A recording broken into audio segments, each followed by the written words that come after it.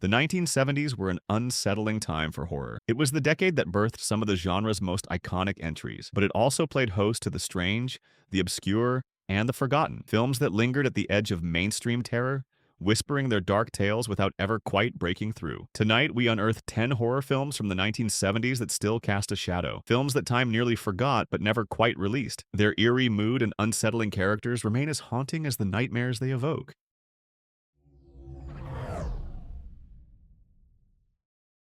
Some towns never let their secrets die. Black Noon, 1971, is a film lost to time, an obscure Western horror hybrid that leans deeply into its own mystery. Directed by E.W. Swackamer, it stars Nick Adams as a preacher who, along with his wife, finds himself stranded in a remote, isolated Old West town after an accident. Ray Milland stars as Caleb, the unsettling patriarch of the community, whose motives are immediately suspect. The couple soon discovers the town is consumed by a dark secret, where the innocent are corrupted by an ancient devil cult, and the very air pulses with witchcraft. The film's atmosphere is its strongest suit, as the vast, barren desert provides the perfect backdrop for the growing paranoia. Milland's performance is quiet yet unsettling, playing up the eerie sense of helplessness and inevitability. The cinematography expertly plays with shadows, and the music is hauntingly sparse, adding to the acute feeling of isolation. Black Noon is a deliberate, slow-burn experience that deliberately avoids giving you the easy answers you're seeking. Instead, it burrows into your mind like a waking nightmare. It's not simply a film about a cursed town, but a chilling exploration of losing control to forces beyond your understanding. The power of this film lies in its ability to unsettle through mood rather than action,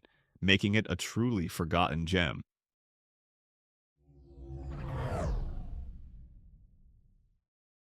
Some stories are never meant to be told. The Norliss Tapes, 1973, is a lost gem from the golden age of made-for-TV horror, expertly blending the documentary style with profound supernatural terror. Directed by the legendary Dan Curtis, it follows investigative journalist David Norliss, played by Roy Thinnis, who uncovers an ancient vampiric cult with the power to possess and destroy. The entire story unfolds through a series of audio tapes Norliss left behind before he mysteriously vanished. The mood is steeped in palpable dread, built on long, lingering shots and a sense of creeping inevitability. The film's pacing is slow but powerfully deliberate. You aren't just watching a mystery unfold, but rather a haunting memory becoming more immediate and real with each passing moment. The eerie, low-budget special effects are surprisingly effective and haunting in their simplicity, leaving much of the terror to the viewer's imagination. The VHS-style aesthetic adds a layer of unnerving intimacy, giving the feeling that we're watching something we shouldn't, something that could be all too real. What makes the Norliss Tapes so deeply effective is the unsettling sense of helplessness it evokes. By the time the final secrets are revealed, it's already far too late to turn back. Some tapes, once played, should simply never be heard again.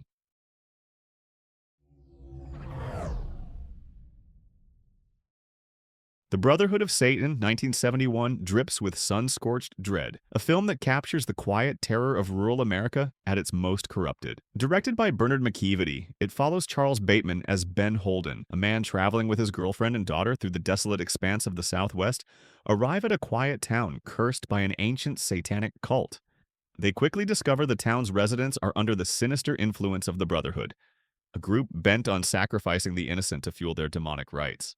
As the quiet desert town slowly begins to reveal its dark secrets, the film's pacing moves like a slow march toward the inevitable catastrophe, steadily building tension with every scene. The discomforting score adds a crucial layer of unease, heightening the tension without ever fully releasing it. The Brotherhood of Satan isn't just about the mechanics of devil worship. It's about a town haunted by the weight of its own historical sins. It explores the insidious way evil can fester and thrive in places forgotten by time. It's truly a sun-baked hallucination.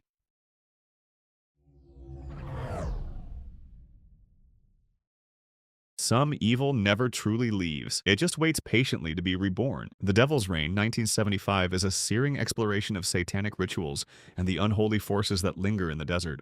Directed by Robert Fuest, this film stands as one of the oddest, most profoundly unsettling entries in the entire 1970s horror genre. Starring the unusual pairing of William Shatner and Ernest Borgnine, the film spins a frantic tale of an ancient cult that has systematically cursed an entire family. The town's darkest secret is meticulously hidden beneath its dry, sun-scorched surface, perpetually waiting to be unearthed. From the very first frame, the Devil's Reign grips you with its eerie visual atmosphere, strange rituals, ominous dark symbols, and terrifying visions of hellfire. The cult, led by Borgnine's sinister character, practices a dark magic that will stop at nothing to claim its designated victims. The film's pace is intentionally erratic, shifting abruptly between slow, creeping moments of mounting tension and sudden, explosive bursts of violence, leaving the viewer completely unbalanced. The true horror of The Devil's Reign isn't found in the effects or the bloodshed. It resides in the constant, nagging sense that the evil is pervasive and everywhere. Even the familiar elements of the film feel infected. With a climax that lingers long after the credits roll, it's a film that burrows deep into your psyche, like a curse that refuses to die.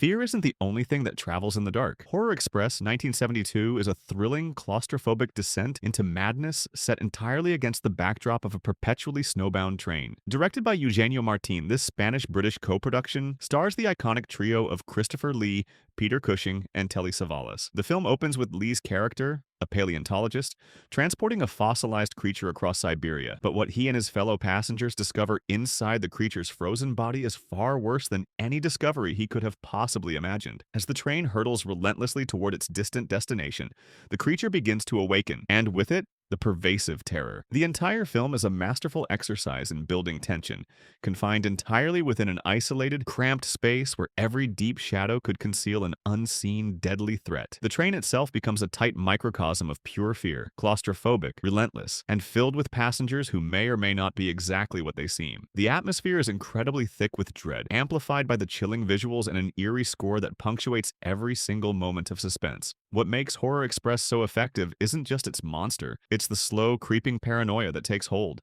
as the passengers realize the true, horrifying nature of the evil they are trapped with. And it's not just an alien life form, but something far worse.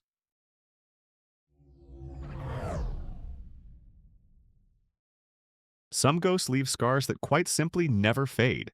The Town That Dreaded Sundown, 1976, is a true crime horror film that brilliantly blurs the lines between fact and fiction. Directed by Charles B. Pierce, this film recounts the infamous Phantom killer murders that plagued Texarkana in the year 1946. The film's chilling atmosphere is heavily bolstered by its pseudo-documentary style, which immediately immerses the viewer in the tension and relentless paranoia that gripped the entire town. Ben Johnson and Andrew Prine anchor the film with their understated, weary performances, playing the desperate lawmen determined to stop the masked killer before the body count inevitably rises. The town of Texarkana itself becomes a crucial character, a quiet, seemingly peaceful community that is skillfully hiding its darkest secrets. As dusk begins to fall and the sun completely sets, the paranoia seeps into every single frame. The film's slow, deliberate pacing perfectly mirrors the creeping dread that settles over Texarkana. Pierce's direction wisely allows space for long moments of silence, letting the sheer weight of the unknown linger heavily in the air. What makes The Town That Dreaded Sundown so unnerving isn't the brutality of the killings. It's the constant, dark reminder that some horrors remain permanently unsolved, and how easily they can eventually return.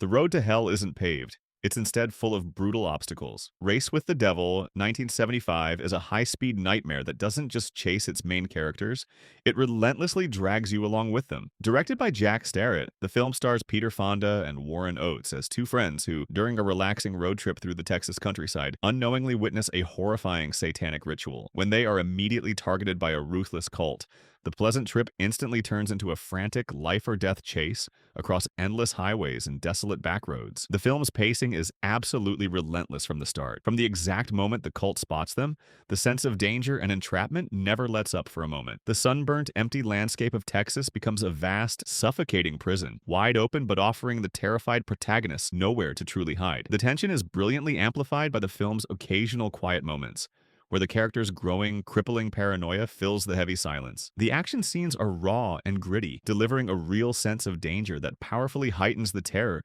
of being pursued by an enemy you literally cannot escape. What makes Race with the Devil stand out is how masterfully it transforms the classic American road trip into a sudden, spiraling descent into hell. It's not simply a high-octane chase, it's a desperate race against time, against sanity, and ultimately, against death itself.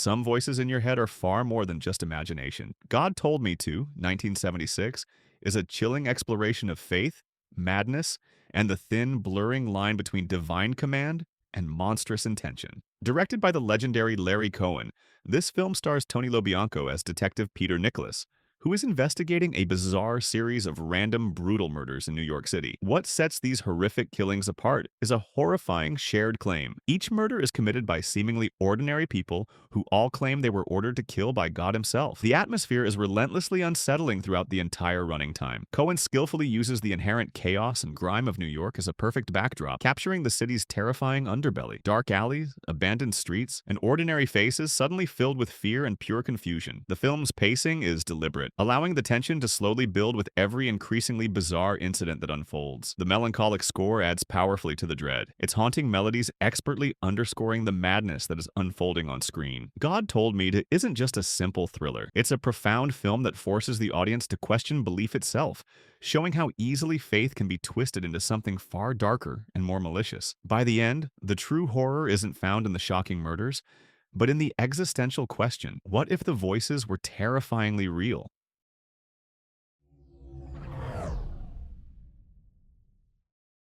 Innocence can be a deceiving mask, and masks can hide the deepest horrors. The Little Girl Who Lives Down the Lane, 1977, is a haunting psychological thriller that expertly plays with the fragile boundaries of childhood and menacing adult secrets. Directed by Nicholas Gessner, it stars Jodie Foster in one of her earliest, most compellingly unsettling performances. Foster plays Ryn Jacobs, a young girl living entirely alone in a secluded house, keeping to herself with an unsettling, profound quietness. As she precariously navigates life without her parents, her secret begins to slowly unravel, and with it, the dark, profound mystery of what truly happened behind those closed doors. The atmosphere is intensely tense and psychologically suffocating. The small, isolated house transforms into a self-imposed prison of Ryn's own making, filled with cryptic clues and a mounting, unnerving sense that something is fundamentally and deeply wrong. Foster's performance is equally heartbreaking and unnerving, with Ryn's unsettling calm hiding a profound depth of wisdom and sheer survival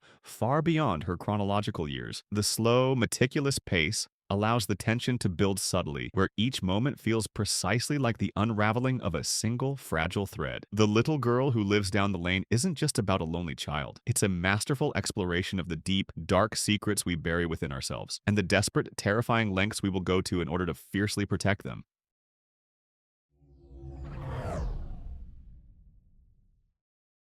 Some nightmares refuse to fade away. They only grow stronger and more terrifying. Phantasm, 1979, is the definitive film that utterly redefined surreal horror, blending the tangible real with the impossibly strange in a way that few films have managed to match since its release. Directed by Don Coscarelli, Phantasm is a psychological maelstrom that follows a young boy, Mike, and his brother Jody, as they uncover a sinister, world-bending conspiracy at the local mausoleum. What begins as a seemingly normal, fearful encounter with the mysterious tall man quickly turns into a relentless descent into a surreal world where the established rules of reality simply no longer apply. The atmosphere is thick with dread, and Coscarelli masterfully crafts a world that feels simultaneously familiar and profoundly alien. The physical setting is simple: a small town, a mausoleum, a family home. Yet the haunting, otherworldly imagery indelibly lingers like a waking dream. The music, eerie and melancholic in its delivery, perfectly complements the off-kilter pace of the film,